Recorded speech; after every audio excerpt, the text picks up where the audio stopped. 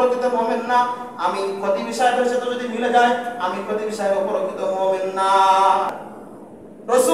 রসুলকে নিয়ে যখন গালি দেয়, রসুলের দ্বীন আর ইসলামকে নিয়ে যখন কটাক্ষ হয়, তখন আমি আর আপনি ঘরে বসে থাকি আর খোঁজ নি কখন ঈদে মিলাদুন নবী আসবে, সিন্নি খাবো, জিলাপি খাবো, খিচুড়ি খাবো। খোদার কসম করে বলি রসুলের ভাষা অনুযায়ী আপনি প্রকৃত মুমিন না। চিল্লাবেন ঠিক না বেঠিক? এই পরিমাণ সাহাবীরা এই পরিমাণ মুহাব্বত করে করে করে করে ভালোবাসা দেখায়া দেখায়া এরপরে নবীর কদমে চইলা তারপরে তারা জান্নাতের সার্টিফিকেট গ্রহণ করেছে। আমি আপনি যদি প্রশ্ন করি আপনি আমার ভিতরে আমার আপনার ভিতরে নবী প্রেম কি পরিমাণ, নবী প্রেম কি পরিমাণ, আপনি আমি বলবেন যে বিশাল পরিমাণ নবীর প্রেম আছে, কিন্তু আপনার চেহারা বলে না আপনি নবীর প্রেমে আসক্ত, আপনার শরীর বলে না আপনার নবীর প্রেমে আসক্ত, আপনি চলাফেরা বলে না আপনার নবীর প্রেমে আসক্ত, আপনার চলাফেরা আপনার লেনদেন মুআমালাত মুআশারাত আপনার স্ত্রী পরিবারের হালাত দেখলে এই কথা বলে না যে আপনি নবী প্রেমে আসক্ত, বরং বলে যে আপনি নাস্তিক আর মুরতাদদের প্রেমে আসক্ত। চিল্লাবেন ঠিক না বেড়ি?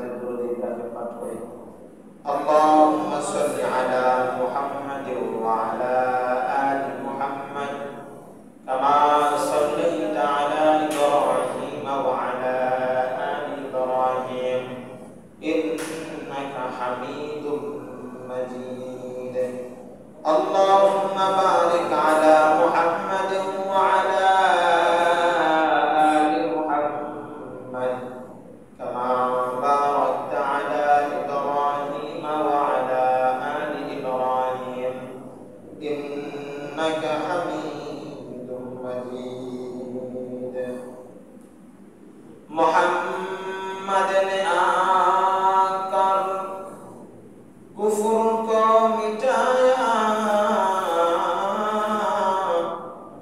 सदाकत बताया अल्हम्दुलिल्लाह अल्लाह पाक रब्बुल आलमीনের আলিশান দরবারে লাখ কোটি শুকরিয়া যে মহান রব আমাদেরকে সুস্থতার নিয়ামত কত একটা নিয়ামত দান করেছেন এবং আবারও আমাদেরকে পুনরায় আরেকটা জুমার নামাজ আদায়ের উদ্দেশ্যে আদায়ের লক্ষ্যে আমাদেরকে পুনরায় জামে মসজিদে আসার বসার যে সুযোগ রব্বে করিম করে দিলেন ওই আল্লাহ জাল্লা শানুর দরবারে অন্তরস্থল থেকে কণ্ঠের সমস্ত আওয়াজটুকু উজাড় করে দিয়ে মোহাম্মত ভক্তি সহকারে কণ্ঠের শরীরের সমস্ত শক্তিটুকু সমস্ত আওয়াজটুকু কণ্ঠের ভিতরে এনে ওই মহান মালিকের দরবারে কালিমাতুশ শুকর আদায় করেছি বলছে আলহামদুলিল্লাহ আলহামদুলিল্লাহ লাখ কোটি দুরূদ ও সালাম সাইয়্যিদুল মুরসালিন সরদার দো জাহান নবী মুহাম্মদ সাল্লাল্লাহু আলাইহি ওয়াসাল্লাম নবী মুহাম্মদ সাল্লাল্লাহু আলাইহি ওয়াসাল্লাম আমাদের কাছে আসতেন আল্লাহ তাআলার পক্ষ থেকে রহমত নিয়ে আল্লাহ পাক রব্বুল আলামিন নিজেই কোরআনে কারীমের ভিতরে কথাই বলেছেন যে আমি আপনাকে রহমত স্বরূপ প্রেরণ করেছি জগৎবাসীর জন্য আল্লাহ পাক রব্বুল আলামিন রাসূল আকরাম সাল্লাল্লাহু আলাইহি ওয়াসাল্লামের কাছে অফুরন্ত নিয়ামত দিয়ে রহমত দিয়ে ওনাকে প্রেরণ করেছেন পাঠিয়েছেন আমাদের কাছে আল্লাহ পাক রব্বুল আলামিন আমাদেরকে দুনিয়ার জিন্দেগিতে তৈরি করেছেন এই দুনিয়ার এই বন্ধন দুনিয়ার এই এখনো পর্যন্ত দুনিয়া সুশৃঙ্খলভাবে সুসংগঠিতভাবে চলতেছে একটা জিনিসের মাধ্যমে সেই জিনিসটা হলো মহব্বত আর ভালোবাসা যদি মহব্বত আর ভালোবাসা মানুষের ভিতরে আল্লাহ তাআলা না দিতেন তো দুনিয়া এমন সুশৃঙ্খল আর সুন্দর পরিবেশে চলার কথা যেটা দেখলে জাহেলি যুগের দিকে তাকাইলে এটা বোঝা সম্ভব জাহেলি যুগটা এমন একটা যুগ ছিল মানুষের ভিতরে মায়ার মহব্বত আর ভালোবাসা কি এটা তাদের ভিতরে ছিল না তাদের ভিতরে শুধু হিংসা একটা জ্বলন্ত অঙ্গার তাদের ভিতরে ছিল এই হিংসার জ্বলন্ত অঙ্গার নিয়ে তারা সামনে আগাইছে তারা সার্বক্ষণিক সব সময় প্রতিশোধ আর প্রতি যে রাগ এটাকে মিটানোর জন্য নিজে পারে নাই তো আরেকজনকে তার সন্তানদেরকে ওসিয়ত করে গেছে এভাবে করে জাহিলি যুগটা একটা ওয়াশান্তির একটা রাজ কায়েম হয়েছিল আল্লাহ পাক রব্বুল আলামিন রাসূল আকরাম সাল্লাল্লাহু আলাইহি ওয়াসাল্লামকে পাঠালেন পাঠানোর পরে উনি প্রত্যেকটা সেক্টরের মানুষের সাথে প্রত্যেকটা শ্রেণীর মানুষের সাথে এমন মহব্বত আর ভালোবাসা আদর দিয়ে মুআমালাত আর মুআশারাত করেছেন মানুষ সেখান থেকে ভালোবাসা কি জিনিস বন্ধন কি জিনিস মহব্বত কি জিনিস এটা বুঝতে শিখেছে যদি প্রশ্ন আসে অন্তরের ভিতরে যে আপনি এই কথাটা যে বললেন এই কথার ভিত্তি যুক্তি কোথায় হাদিসে মুবারাকার ভিতরে আসছে একজন সাহাবী বেদুইন সাহাবী রাসূল আকরাম সাল্লাল্লাহু আলাইহি ওয়াসাল্লামের কাছে গেছেন যাওয়ার পরে দেখেন রাসূল আকরাম সাল্লাল্লাহু আলাইহি ওয়াসাল্লামের যে সন্তান ছিলেন ছেলে সন্তান মৃত্যুবরণ করেছিলেন ওই সন্তানকে উনি কাছে টেনে চুমু খাচ্ছেন কপালে চুমু খাচ্ছেন গালে চুমু খাচ্ছেন তো ওই সাহাবী জিজ্ঞাসা করতেছে ইয়া রাসূল আপনি কি করতেছেন তো বলতেছে যে এই বাচ্চাকে মহব্বত করতেছি ভালোবাসা দিচ্ছি আদর দিচ্ছি তো বলতেছে আমার 11টা সন্তান এই 11 জন সন্তানকে আমি মনের ভুলেও কখনো একটা কপালে একটা চুমু দেই ওই সাহাবী বলেন, যেদিন থেকে দেখছি যে রাসূল আকরাম সাল্লাল্লাহু আলাইহি ওয়াসাল্লাম বাচ্চাদেরকে আদর করেছেন, মহব্বত করেছেন, ভালোবাসতেন, ঠিক সেদিন থেকে ওই আদর্শ আমার ভিতরে আমি ঢুকাই দিয়েছি।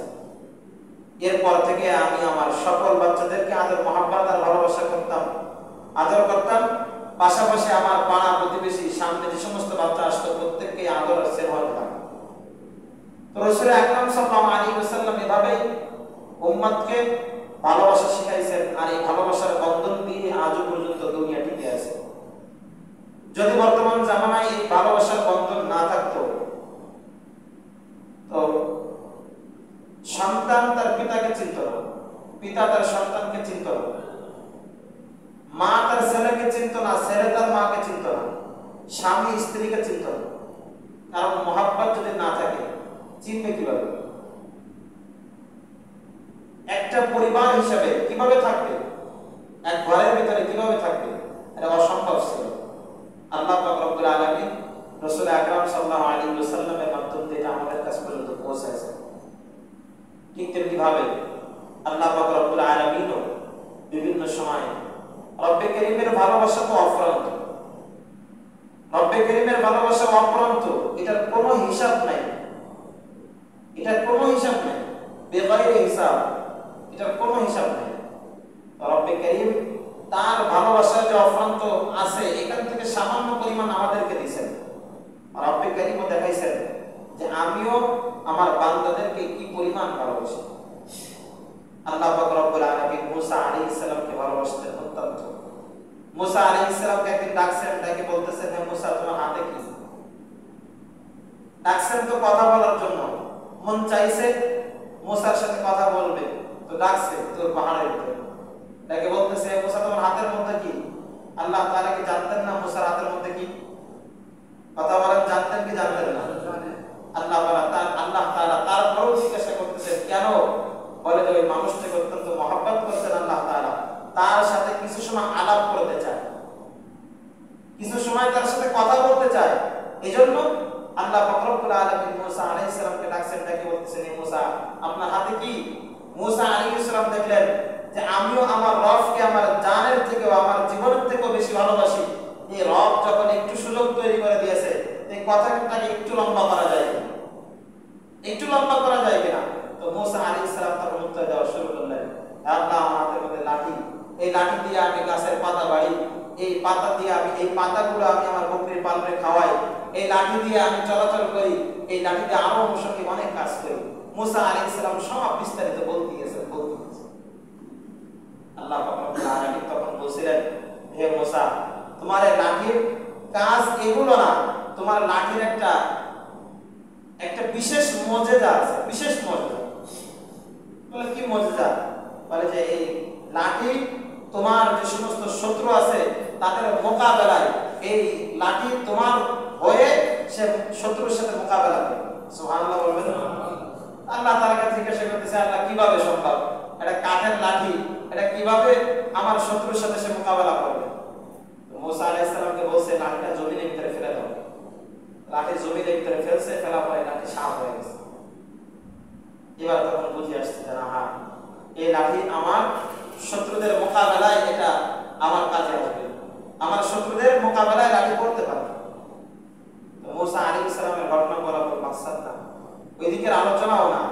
যেহেতু বর্তমানে রবিউল আউয়াল মাস চলতেছে, রাসূল আকরাম সাল্লাল্লাহু আলাইহি ওয়াসাল্লাম চলতেছে মানে প্রায় শেষের দিকে এমন অবস্থা।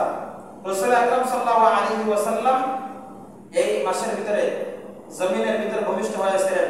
রাসূল আকরাম সাল্লাল্লাহু আলাইহি ওয়াসাল্লামের আদর্শ আখলাক দেখে, এই যে ভালোবাসার কথা বলতেছি, কি পরিমাণ ভালোবাসতেন সাহাবায়ে কেরাম রাদিয়াল্লাহু তাআলা আনহুম আজমাইন, এই কথাটাই বলাই আজকে মূল মাকসাদ। আজকে যদি প্রত্যেকটা মানুষের কাছে জিজ্ঞাসা করা হয় যে আপনি রাসূল চেনেন, এক বাক্যে বলবে হ্যাঁ আমি রাসূল চিনি। আপনি রাসূলকে ভালোবাসেন, এক বাক্যে বলবে হ্যাঁ আমি রাসূলকে ভালোবাসি। এই বান্দারা মুখের ভিতরে দাড়িও নাই, মাথার ভিতরে টুপিও নাই, মনের ভুলেও এক ওয়াক্ত নামাজের দিকে বা মনের ভুলেও পশ্চিম দিকে ওষ্ঠা খেয়েও পড়ে না, হুসট খেয়েও পড়ে না। এই ব্যক্তির কাছেও আপনি যদি জিজ্ঞাসা করেন যে আপনি রাসূলকে ভালোবাসেন, তো উত্তর দেবে হ্যাঁ আমি রাসূলকে ভালোবাসি। কিন্তু সাহাবীদের ভালোবাসার নমুনা আর আমার আপনার ভালোবাসার নমুনা, এটা মাপকাঠি মাপকাঠিতে মিলাইতে হবে। তাদের যে ভালোবাসাটা ছিল ওই ভালোবাসাটাকে পরিমাপ হিসেবে ব্যবহার করতে হবে, দাড়ি পাল্লা হিসেবে ব্যবহার করতে হবে, করে আমার ভালোবাসাটা ওইখানে দাঁড় করাতে হবে। করায় যদি সাহাবীর ভালোবাসার সাথে আমার ভালোবাসা মিশে যায় তাহলে আমি মুমিন, তাহলে আমি প্রকৃত মুমিন। যদি ওই সাহাবীর সাথে ভালোবাসা না মিলে যায় তাহলে আমি প্রকৃত মুমিন না। একটা প্রশ্ন অন্তরে জানতে পারে, এই প্রশ্নটা এখানে একটু লিখে রাখেন যে আপনি যে এই কথাটা বললেন রাসূলকে সাহাবীদের মতো ভালো না বাসলে মুমিন না, প্রকৃত মুমিন না, এই কথাটা আপনি কোথায় পাইছেন? এটা দলিল ইনশাআল্লাহ দিব, শুধু এখন একটু অন্তরের ভিতরে লিখে রাখতে লাগেন, টুকে রাখেন, উত্তর পেয়ে যাবেন ইনশাআল্লাহ। রাসূল আকরাম সাল্লাল্লাহু আলাইহি ওয়াসাল্লামকে সাহাবায়ে কেরাম রাদিয়াল্লাহু তাআলা আজমাইন কেমন ভালোবাসতেন দেখেন। তারা জীবনের থেকেও বেশি ভালোবাসতেন রাসূলকে, তারা সম্পদের থেকেও বেশি ভালোবাসতেন রাসূলকে, তার পিতার থেকেও সন্তান তার পিতার থেকেও রাসূলকে বেশি ভালোবাসতেন, পিতা তার সন্তান থেকেও রাসূলকে বেশি ভালোবাসতেন, দুনিয়ার সব সম্পদ থেকেও রাসূলকে বেশি ভালোবাসতেন সাহাবায়ে কেরাম রাদিয়াল্লাহু তাআলা আজমাইন। হযরত আবু বকর সিদ্দিক রাদিয়াল্লাহু তাআলা বর্ণনা কে না জানে, তার কথা কে না শুনছি বলেন? আবু বকর সিদ্দিক রাদিয়াল্লাহু তাআলা উনি আবু বকর সিদ্দিক হইছে তো রাসূল আকরাম সাল্লাল্লাহু আলাইহি ওয়াসাল্লামকে ভালোবাসার কারণে। সিদ্দিক তো হইছে রাসূল আকরাম সাল্লাল্লাহু আলাইহি ওয়াসাল্লামকে ভালোবাসার কারণে, এমনি এমনি করে সিদ্দিক হয় না। আর ওমর ফারুক রাদিয়াল্লাহু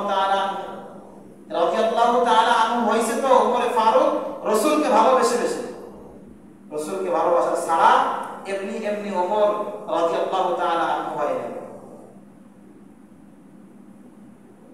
হযরত আবু বকর সিদ্দিক রাদিয়াল্লাহু তাআলা আনহুকে রাসূল আকরাম সাল্লাল্লাহু আলাইহি ওয়াসাল্লাম একদিন ঘোষণা দিয়ে দিলেন, একদিন তার কান পর্যন্ত পৌঁছায় দিলেন, হে আবু বকর, আমাকে হয়তো হিজরত করতে হতে পারে মক্কা থেকে মদিনার জমিনের মধ্যে, আর এই হিজরতের সাথী হবা তুমি, সুতরাং তুমি স্মরণ রাখবা কখন রব্বে কারীমের পক্ষ থেকে অর্ডার হয় এটা জানি না, কিন্তু যখনই রব্বে কারীমের পক্ষ থেকে অর্ডার হয়ে যাবে তখনই সাথে সাথে আমাকে হিজরত করতে হবে।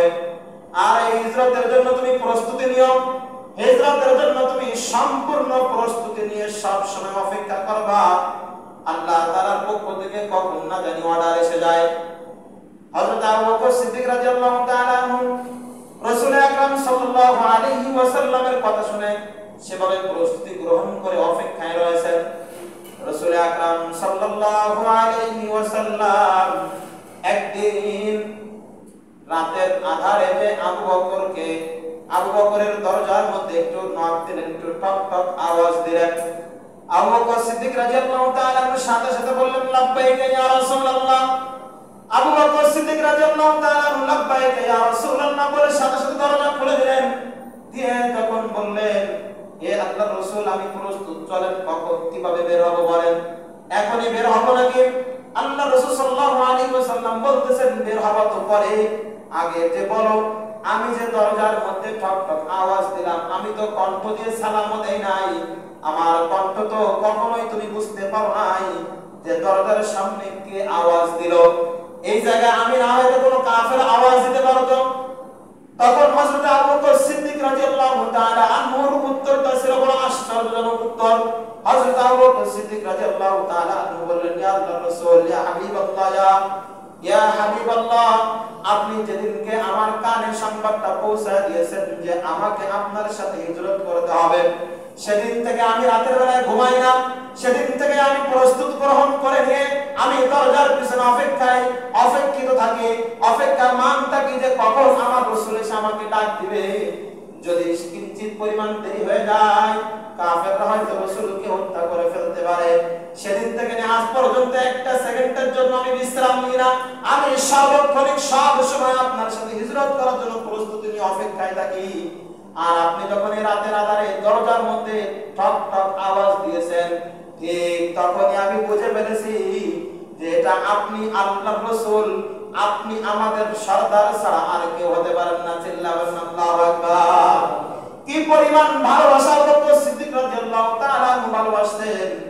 শুধুমাত্র হিজরত করার কথা বলছেন, হিজরতের কথা শুনে আবু বকর একটা সেকেন্ডের জন্য প্রমাণ নাই। ঘটনা তো এখানে শেষ না। আবু বকর সিদ্দিক রাদিয়াল্লাহু তাআলা আনহুর ভালোবাসা তো এখানে শেষ হয়ে যায় নাই। হযরত আবু বকর সিদ্দিক রাদিয়াল্লাহু তাআলা আনহু রাসূল আকরাম সাল্লাল্লাহু আলাইহি ওয়াসাল্লামের সাথে হিজরত করতেছেন। হিজরত করতে করতে গারে হিরা পর্যন্ত পৌঁছে গেছেন। গারে হিরার মধ্যে পৌঁছে যাওয়ার পর বলতেছে, আল্লাহ রাসূল আবু বকরকে বলতেছে, আবু বকর এখানে একটু বিশ্রাম নেওয়া যাক, এখানে একটু আরাম হওয়া যাক, একটু গলায় থাকা যাক, গোপনে থাকা যাক। যেহেতু সকাল হয়ে গেছে, কাফেররা এত সময় তা আমাদেরকে খোঁজাখুঁজি শুরু করে দিয়েছে। রাস্তার মাঝখানে যদি আমাদেরকে পেয়ে যায় তাহলে আমাদের হত্যা করে ফেলবে, আমাদের আর মদিনায় হিজরত করে যাওয়া হবে না। সুতরাং চলো একটু গায়ে হেরার মধ্যে অপেক্ষা করি। আল্লাহ পাক রব্বুল আলামিনের পক্ষ থেকে আবার যখন অর্ডার হয় তখন এই গায়ে হেরা থেকে বের হব। হযরত আবু বকর সিদ্দিক রাদিয়াল্লাহু তাআলা বললেন, ইয়া আল্লাহর রাসূল আপনি একটু অপেক্ষা করেন বাইরে, আমি এই গুহার ভিতরে যাই, আমি আপনার আরামের পরিবেশটাকে করে আসি।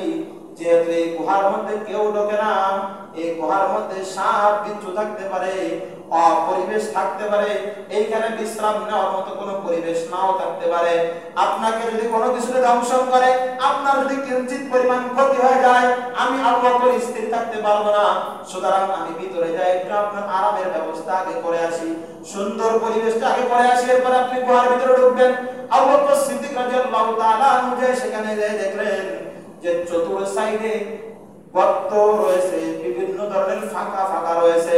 আবু বকর সিদ্দিক রাদিয়াল্লাহু তাআলা তার বিভিন্ন আসবাবপত্র দিয়ে এই গর্তগুলোকে বন্ধ করলেন, কিন্তু একটা গর্ত পাইলেন যে গর্তটা বন্ধ করার মতো আর কোনো সম্পদ তার কাছে ছিল না। হযরত আবু বকর সিদ্দিক রাদিয়াল্লাহু তাআলা ওই গর্তের মধ্যে নিজের পায়ের গোড়ালি ঢুকায় দিলেন, দিয়ে বললেন, ইয়া আল্লাহর রাসূল এবার আসেন, এই গুহাটা আরাম করার জন্য উপযুক্ত পরিবেশ হয়ে গেছে, এবার আপনি গুহার ভিতরে ঢুকে যান আর আরাম করুন। হযরত আবু বকর সিদ্দিক রাদিয়াল্লাহু তাআলা আহ্বান শুনে রাসূল আকরাম সাল্লাল্লাহু আলাইহি ওয়াসাল্লাম ভিতরে প্রবেশ করলেন, করে রাখলেন সুন্দর পরিবেশ করে ফেলেছে আবু বকর।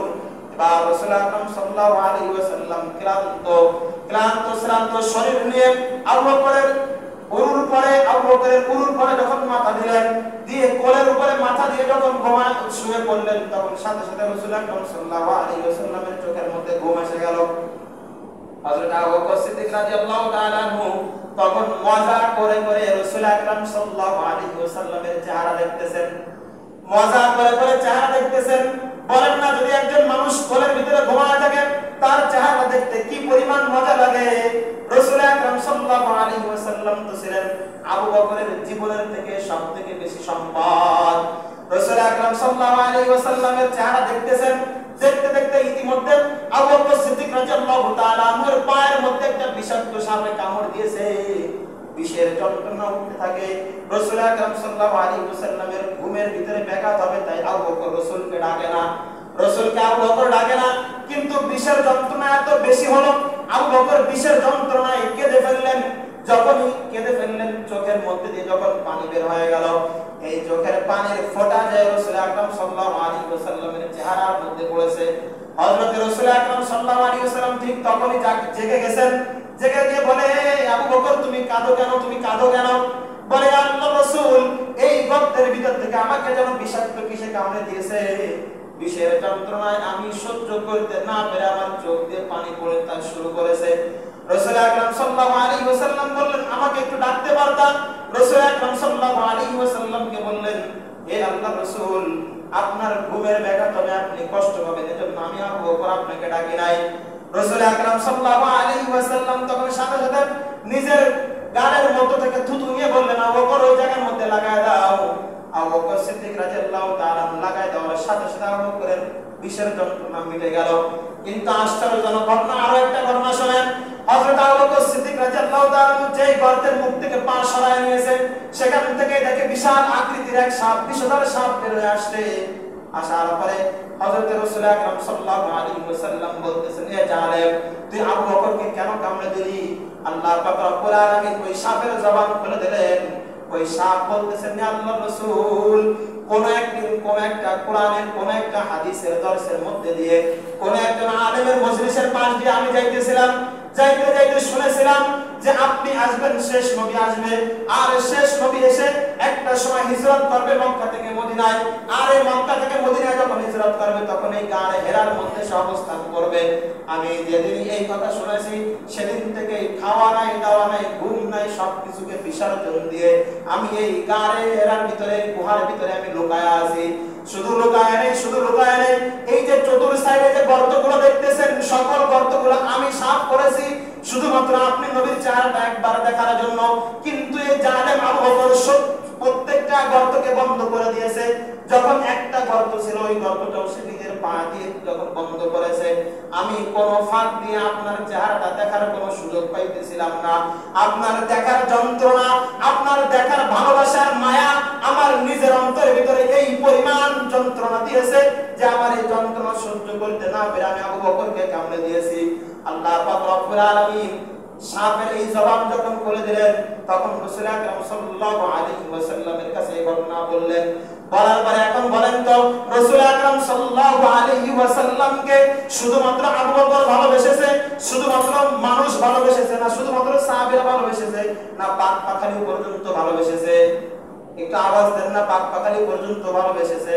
রাসূল আকরাম সাল্লাল্লাহু আলাইহি ওয়াসাল্লামকে এই পরিমাণ মহব্বত সাহাবীরা করতেন, এই পরিমাণ সাহাবীরা এই পরিমাণ মহব্বত করে করে করে করে ভালোবাসা দেখায়া দেখায়া এরপরে নবীর কদমে চইলা চইলা তারপরে তারা জান্নাতের সার্টিফিকেট গ্রহণ করেছে।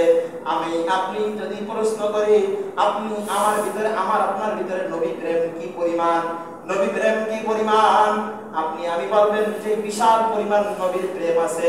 কিন্তু আপনার চেহারা পরে না আপনি নবীর প্রেমে আসক্ত, আপনার শরীর পরে না আপনার নবীর প্রেমে আসক্ত, আপনি চলাফেরা পরে না আপনার নবীর প্রেমে আসক্ত, আপনার চলাফেরা, আপনার লেনদেন, মুআমালাত, মুআশারাত, আপনার স্ত্রী পরিবারের হালাত দেখলে এই কথা বলে না যে আপনি নবী প্রেমে আসক্ত, বরং বলে যে আপনি নাস্তিক আর মুরতাদদের প্রেমে আসক্ত। চিল্লাবেন ঠিক না বেড়ি? বর্তমান হালাত এটা। আফসোস লাগে, শুক্রবারের দিন সেলুনের মধ্যে বেশি ভিড় দেখা যায়। এর কারণ জিজ্ঞাসা করলাম যে কারণটা কি, অন্যদিন এত ভিড় হয় না, শুক্রবার এত ভিড় কেন হয়? বলে যে হুজুর, যদি আমার শুক্রবারের দিন যদি সেলুনে 100 মানুষ আসে, 80 জন আসে দাড়ি আর গোঁফ শেভ করার জন্য। আসতে ওদের ব্যাপার না? বলেন, শুক্রবারের দিন জুমার নামাজ আদায় করতে যাবে, দাড়ি আর গোঁফ না শেভ করলে কি ভালো লাগবে? যাচ্ছে রবের দরবারে সেজদা দেওয়ার জন্য, রবের সাথে নাফরমানি করে পড়ে। দাড়ি যে কাটলেন, রাসূলের দিলে আঘাত দিলেন, রাসূলের নাফরমানি করলেন, রাসূলের আনুগত্যের বাহিরে চললেন, আল্লাহ পাক রব্বুল আলামিন কি আপনার উপর সন্তুষ্ট হবে? আচ্ছা বলেন, এই অবস্থায় যদি আপনি কিয়ামত পর্যন্ত সিজদা দেন, লাভ আছে কেন? দুইটা গুনাহ সার্বক্ষণিক পায়। একটা মানুষ যদি নামাজে দাঁড়ায়, বলেন তো নামাজে দাঁড়ানোর পরে কোন মানুষ কোন গুনাহ করতে পারে? আমার কথা মনে বুঝতেছেন না আপনারা? একটা আওয়াজ দেন। আপনারা তো জানেনই যে আমি কবরস্থানে আমার ওয়াজ করতে পারি না, মানে কথা বলতে পারি, ওয়াজ তো না, কথা বলতে পারি না। কারণ ওই সেই ফারাক, মানে পড়াশোনা শেষের পর থেকেই দেখা যায় যে প্রাথমিক পর্যায়ে তো আগে শিক্ষক, এরপরে যে মসজিদ মাদ্রাসা, মসজিদের সাথে সম্পৃক্ত শিক্ষকের একটা অভ্যাস থাকে গেছে, কথা না বলে আমি পারিনি। বলেন, আপনারা কি জানেন যে একটা মানুষ যখন নামাজে দাঁড়ায় ওই মানুষ কোনো গুনাহ করতে পারে না? কিন্তু এরপরও হাদিসের মধ্যে আসছে যে মানুষটা দাড়ির মধ্যে হাত লাগায়, দাড়ি ছোট করে, দাড়ি কেটে ফেলে, একদম ক্লিন শেভ করে, ওই মানুষটা ঘুমানো থাকুক আর নামাজে দাঁড়ানো থাকুক, তেলাওয়াতের মধ্যে থাকুক আর দোয়ার মধ্যে থাকুক, সর্বক্ষণিক তার আমলনামায় তার গুনাহ লিখতে থাকুক। নাউজুবিল্লাহ বলুন। সার্বক্ষণিক গুনাহ লিখতে থাকে, সার্বক্ষণিক। আপনি নামাজে দাঁড়াইছেন, ঠিক আছে, আপনার নামাজের সওয়াব লেখা হবে যদি আল্লাহ তাআলার কাছে কবুল হয়ে যায়। আবার অপর দিক থেকে আপনার দাড়ি ছাটার যে গুনাহ, এই গুনাহও আপনার আমলনামায় লিখতে থাকে। সার্বক্ষণিক গুনাহ, 24টা ঘন্টা ঘুমায় রয়েছেন আপনি, কোনো গুনাহ করার কোনো সুযোগ নাই, এরপরও আপনার আমলনামায় গুনাহ চলতে আছে, গুনাহ চলতে আছে। যে কথা বলতেছিলাম যে আমার আপনার ভালোবাসা, আমার আপনার নবী প্রেম আর সাহাবীদের নবী প্রেম এক না, এটা কখনোই পশ্চিম কালো সম্ভব না। আর যত সময় পর্যন্ত আপনি আপনাকে ওই দাড়িপাল্লার সাথে নাম মিলাইতে পারবেন, তত সময় পর্যন্ত আপনি প্রকৃত মুমিন না, প্রকৃত মুমিন না আপনি। আল্লাহ রাসূল সাল্লাল্লাহু আলাইহি ওয়াসাল্লাম বলেন, লা ইউমিনু আহাদুকুম হাত্তা আকুনা হাব্বা ইলাইহি মিন ওয়ালিদিহি ওয়া ওয়ালাদিহি ওয়ান নাসি আজমাইন। যদি কোনো ব্যক্তি প্রকৃত মুমিন হতে চায়, প্রকৃত ঈমানদার হতে চায়, সে যেন তার পিতার থেকেও আমি নবীকে বেশি ভালোবাসে, সে যেন তার সন্তান থেকেও আমি নবীকে বেশি ভালোবাসে, আর পুরা দুনিয়ার যত মানুষ আছে, ওয়ান নাসি আজমাইন, পুরা দুনিয়ার যত মানুষ আছে, যা কিছু আছে, সব থেকে আমি নবীকে যত সময় পর্যন্ত ভালোবাসতে বেশি ভালোবাসতে না পারবে, লা ইউমিনু আহাদুকুম, তোমাদের মধ্যে কেউ তত সময় পর্যন্ত প্রকৃত মুমিন হতে পারবে না।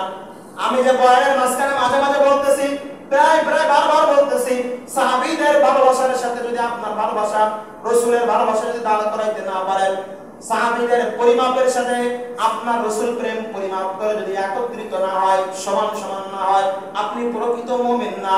এই কথা কে বলছেন? আল্লাহ রাসূল বলছেন। কে বলছেন? এটা আওয়াজ দিয়ে বলেন, প্রকৃত মুমিন না। এই কথা কে বলছেন? আল্লাহ রাসূল বলছেন। আর একটা আওয়াজ দেন না ভাই, কে বলছেন? আল্লাহ রাসূল বলছেন। আল্লাহ রাসূল কখনো সত্য বলছেন না মিথ্যা বলছেন? সব সময় সত্য বলছেন, তার জবান দিয়ে কখনো মিথ্যা কথা বের হয় নাই। সুতরাং তিনি 1400 বছর আগে যে ঘোষণা দিয়ে গেছেন, ওই ঘোষণা আজকে আমি যদি ইমাম সাহেবের সাথে মিলে যায়, তাহলে আমি ইমাম সাহেব প্রকৃত মুমিন না। আমি খতিব সাহেবের সাথে যদি মিলে যায়, আমি খতিব সাহেব প্রকৃত মুমিন না। প্রকৃত মুমিন আমিও না। ভাই একটু সামনে আগে আসেন, মেহেরবানি করে আপনাদের সামনে আগে আসেন। পিছন দিয়ে লোক আসতেছে আর আপনাদের গাড়ি পড়ে যাইতেছে। ভাই মসজিদের একটা আদব, বড় আদব এটা, রাসূলের সুন্নাত। আগে আসে আগে বসা, আগে আসে আগে বসাটা কি ভাই? রাসূলের সুন্নাত। এটা আওয়াজ দেন, কি ভাই?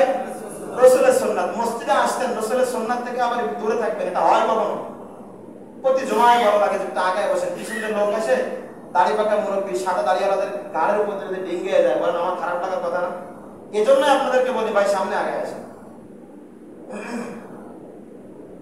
রাসূল আকরাম সাল্লাল্লাহু আলাইহি ওয়াসাল্লামকে সাহাবীরা কি পরিমাণ ভালোবাসতেন, একটা ছোট্ট উদাহরণ। আমাদের উস্তাদ মুহতারাম প্রখ্যাত ওয়াইজ আল্লামা আব্দুল বাসিত খান সিরাজগঞ্জি, ওনার জবান থেকে কথাটা শোনা। উনি বলেন, ওনার উস্তাদ তাফসীরের ক্লাসের উস্তাদের কাছ থেকে, আব্দুল বাসিত খান সিরাজগঞ্জি সাহেবের তাফসীরের ক্লাসের উস্তাদের কাছ থেকে এই কথাটা শোনা। এই যেমন আমি আপনাদেরকে সাহাবীদের নবী প্রেমের ঘটনা শোনাচ্ছি, কথা শোনাচ্ছি, এক আল্লাহর ওলি ওয়াজ করতেছেন একটা ময়দানের ভিতরে, এরকম ভাবে 50 মিনিট হয়ে গেছে, 50 মিনিট ধরে খালি সাহাবী প্রেমের ঘটনাই বলেন, সাহাবীদের নবী প্রেমের গল্পই শুধু শোনায়।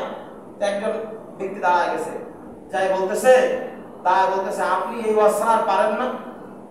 তো হুজুর তো সব এক রকমের না, আমি যেরকম তো নরম মানুষ, সবাই তো আমার মতো নরম না, নবীও সবাই নরম ছিলেন না। হযরত মুসা আলাইহিস সালামের ব্যাপারে আপনারা শুনছেন যে একটা ট্রল মারছিল একজন মানুষকে, তো সে কি জায়গায় ডেড। তাহলে মুসা কি ছিলেন? গরম ছিলেন। মুসা কি ছিলেন? গরম ছিলেন। রাসূল আকরাম সাল্লাল্লাহু আলাইহি ওয়াসাল্লাম নরম ছিলেন। সাহাবারাও তো সবাই সমান না।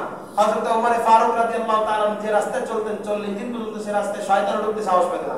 তো ওমর ফারুক রাদিয়াল্লাহু তাআলা কি পরিমাণ গরম ছিলেন, আবার আবু বকর সিদ্দিক রাদিয়াল্লাহু তাআলা কি পরিমাণ নরম দিলের মানুষ ছিলেন। তো এক কথায় নবীদের থেকে শুরু করে সবাই এক ক্যাটাগরির হবে না। আমাদের ভিতরে কিছু কিছু ওলামা ইকরাম কিছু কিছু জোরে কথা বলে, কিছু আস্তে বলে, সবাই কেউ ওমর ফারুকের মতো মানে নিয়ে কথা বলেন, এলেমের যে দান আছে এটা নিয়ে কথা বলেন, আবু বকরের মতো সিফাত গ্রহণ করে কথা বলেন।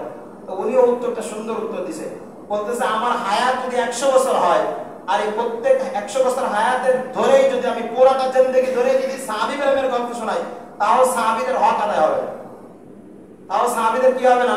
হক আদায় হবে না। এই কথা বললে ও সে ব্যক্তি চলে গেছে, যে ব্যক্তি দাঁড়ায় অভিযোগ করছে বেকারত, ওইটা চলে গেছে, যাই রাত্রে ঘুমাইছে, ঘুমায় স্বপ্ন দেখতেছে যে আল্লাহ রাসূলের সাথে কি হয়ে গেছে, সাক্ষাৎ হয়ে গেছে পাহাড়ের মধ্যে। বলেন না কত খুশ নসিব। কিন্তু সব যে সব আল্লাহ, সব মানে আল্লাহ রাসূল স্বপ্নে আসলে সব দেখা যে কি হবে, সৌভাগ্যের হবে, বা এটা খুশ নসিবের হবে, বদনসিবের হবে না, এটা কোন নিশ্চয়তা আছে নাকি? আবু জাহেল তো কি দেখছেন, রাসূলের সরাসরি চেহারা দেখছেন, খুশ নসিব হয়েছে? হয় নাই। এখন কি হয়েছে, এই আল্লাহ বান্দা দেখছে আল্লাহ রাসূলের স্বপ্নে পাহাড়ের মধ্যে। আল্লাহ রাসূলের সাথে একজন সাহাবী আছে, সাহাবী থাকার পরে এবার ওই যে টমটম আছে না, ঘোড়ার গাড়ি যাকে বলে, এই ঘোড়ার গাড়িতে ঘোড়ার গাড়ি ড্রাইভারকে বলতেছে রাসূল বলতেছেন, এ বেটা তুমি কি যাবা নাকি? হ্যাঁ যাবো। বলতেছে যে মনে মনে বলতেছে ড্রাইভার যে আপনি যদি আমার গাড়িতে ওঠেন তা আমার তো বড় প্রশ্ন ছিল, আপনি তো বরকত দিয়ে পরিপূর্ণ হয়ে যাবে আমার গাড়িতে। কেন? আল্লাহ পাক রব্বুল আলামিন নিজেই বলছেন, ওমা আরসালনাকা ইল্লা রাহমাতাল লিল আলামিন, আমি আপনাকে রহমত হিসেবে দুনিয়ার ভিতরে প্রেরণ করেছি। আপনি কোন ঘরে বসলে সেখানে রহমত দ্বারা পরিপূর্ণ, কোন দোকানে বসলে সেখানে রহমত দ্বারা পরিপূর্ণ, কারো সোহবতে গেলে সেখানে রহমত দ্বারা পরিপূর্ণ, যেখানে যাবেন সেখানে রহমত। ওই কথা মনে করে গাড়ি ড্রাইভার মনে করতেছে আপনি আমার গাড়িতে উঠবেন, এটাই আমার প্রশ্ন ছিল। হ্যাঁ হুজুর যাবো।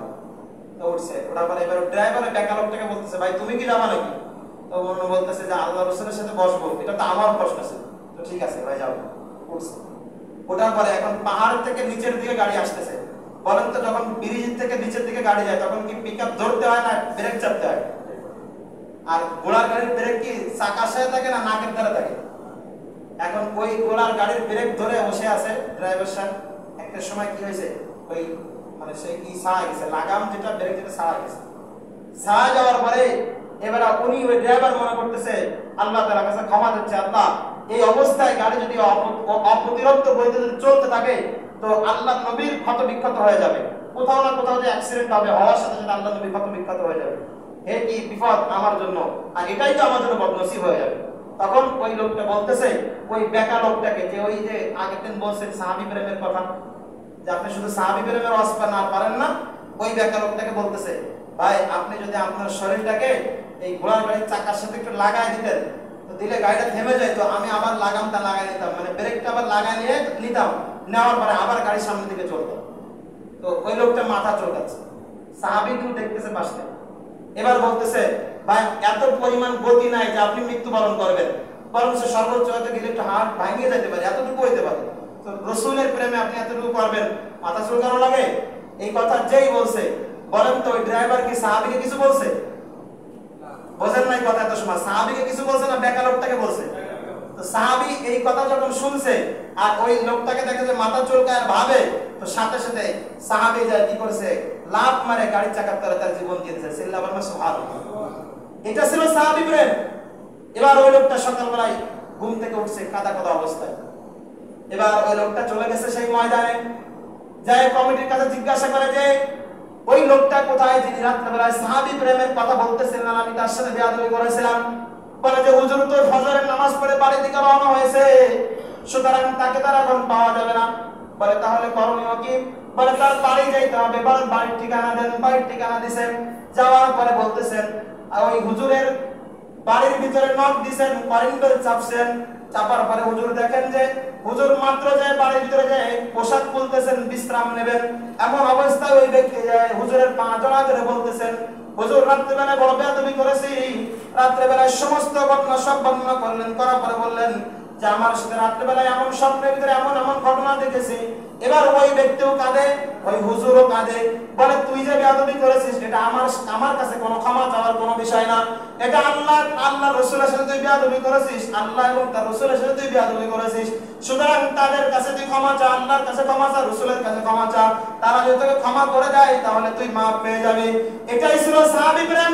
তাদেরকে কোনো কিছু করা লাগতো না। তারা যখনই দেখতেন রাসূলের প্রেমের কোনো কিছু প্রয়োজন হয়েছে, ইসলামের জন্য, দ্বীনের জন্য, রাসূলের জন্য কোনো কিছু জীবন দিয়ে দেওয়ার মতো উপক্রম এসে গেছে, তো তারা সাথে সাথে জীবন বিলায় দিত।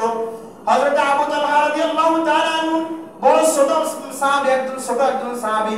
এই সাহাবী রাসূল আকরাম সাল্লাল্লাহু আলাইহি ওয়াসাল্লামকে যায় বলতেছেন, আল্লাহর রাসূল আমি আপনাকে অত্যন্ত ভালোবাসি, আমার জীবনের থেকে আমি আপনাকে বেশি ভালোবাসি। তখন বলতেছে, হ্যাঁ সত্যি তুমি কি আমার জীবনের থেকেও বেশি ভালোবাসো? তুমি তোমার পিতামাতা যারা আছে তাদের থেকেও কি বেশি ভালোবাসো? বলে হ্যাঁ হ্যাঁ, আপনি শুধু একটু হুকুম দেন, যে আদেশ করবেন ওই আদেশটা আমি সাথে সাথে পালন করব। তখনই আল্লাহ রাসূল সাল্লাল্লাহু আলাইহি ওয়াসাল্লাম আবু তালহাকে বলতেছেন, যাও তো তোমার পিতার কল্লাটা কেটে আমার সামনে উপস্থিত করো। সাথে সাথে রাসূল আকরাম সাল্লাল্লাহু আলাইহি ওয়াসাল্লামের পাশেই ছিল তরবারি। এই তরবারিটা তার খাপ থেকে বের করে নিয়ে একটা ছুট মারছে, এ তার পিতার কল্লা কেটে আনবে। সাহাবী কিন্তু ছোট সাহাবী। এবার রাসূল আকরাম সাল্লাল্লাহু আলাইহি ওয়াসাল্লাম পিছনে ডাকতেছে, আবু তালহা তুই যাস না, তোর পিতার কল্লা কাটার জন্য তুই যাস না। কেন যাব না? বলে যে আমি তো দুনিয়ার জমিনে পিতা পুত্রের সম্পর্ক বিচ্ছেদ করার জন্য আসি নাই, বরং আমি পিতা পুত্রের সম্পর্ক একত্রিত করার জন্য, লাগানোর জন্য আসছি। আমি শুধু দেখতে চেয়েছি তুই কি সত্যি তোর পিতার থেকে, তোর মাতার থেকে, তোর জীবনের থেকে বেশি আমি নবী মুহাম্মদকে ভালোবাসিস কিনা, এটা দেখতে চেয়েছি। এটার প্রমাণও পেয়ে গেছি। আবু তালহা তুই আর সামনের দিকে আগাস না, চিল্লা বলেন সুবহানাল্লাহ। একজন ছোট সাহাবী, তার প্রেম এত পরিমাণ ছিল। আর আজকে আমার আপনার প্রেম কোথায়? সিন্নি খাওয়ার জায়গায়, জিলাপি খাওয়ার জায়গায়। আজকে যদি বলি এখানে সিরাত মাহফিল হবে, খোদার কসম দিয়ে বলি যে 100 মানুষ খুঁজে পাওয়া যাবে না। কিন্তু যদি বলি সিরাত মাহফিল শেষে জিলাপি দেওয়া হবে অথবা খিচুড়ি দেওয়া হবে, খোদার কসম দিয়ে বলি 2 তলা 3 তলা দিয়ে জায়গার অভাব হবে না। চিল্লা বলেন ঠিক না বেটি? এটা কি আমার আপনার রাসূল প্রেম? এটা আমার আপনার রাসূল প্রেম হলো এই যে কি ঈদে মিলাদুন নবী করতে হবে, তো জিলাপি না দিলে তো মানুষ আসবে না। হায় আফসোস, হায় আফসোস, জিলাপি খাওয়া রাসূলকে প্রেম দিলা। ওই যে মজনুর দুধ খাওয়া মজনু, আর একজন রক্ত দেওয়া মজনু, সেরকম একটা অবস্থা হয়ে গেল। আপনারা সবাই জানেন মজনু তার লাইনের প্রেমে পাগল, এখন না খায় রাস্তায় ঘুরে বেড়াচ্ছে, তো লাইনে কি করছে, তার জন্য দুধ পাঠাচ্ছে তার খাদেমকে দিয়ে, তার গোলামকে দিয়ে দুধ পাঠায়। তো বলে কি যে যাই দেখবা যে একটা লোক রাস্তা পাশে বসে খালি লাইনি করে, তাকে দুধ দিয়ে দিবা, আর কাউকে যেন দুধ দিবা না। এই কথাটা কিছু যুবকের মানে এলাকার কিছু খারাপ যুবকের কাছে, দুষ্ট যুবকের কানে এই সংবাদ পৌঁছায় গেছে। তো তারা কি করছে, তারা এক একজন এক এক জায়গায় বসে গেছে। মজনুর কাছে যাওয়ার যে রাস্তা, ওই রাস্তায় এক একজন এক এক জায়গায় বসে গেছে, বসে এবার লাইনি যাবে। এখন খাদেম তো হচ্ছে না প্রকৃত মজনু কেডা। এখন যাই দেখছে যে এই ব্যক্তিরা প্রথম যাই দেখতেছে যে সামনে লাইনি করতেছে, পিছনে যে আরো মজনু আছে এটা তো জানে না। এখন ওই মজনুকে সে দুধ দিয়ে চলে আসে।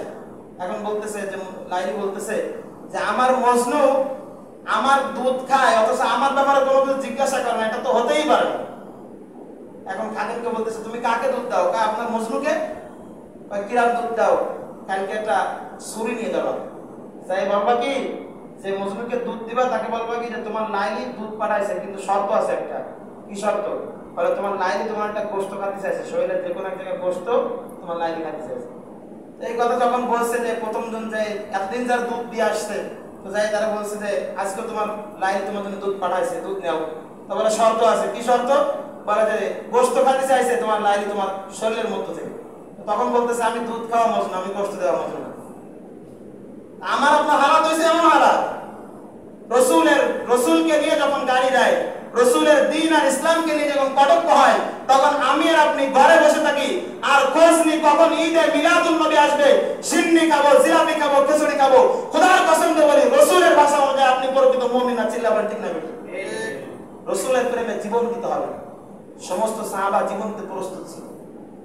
আপনাদেরকে জীবন দিতে হবে, বিষয়টা এক্ষুনি বলতেছে যে জীবন দিতে হবে, বিষয়টা এমন না।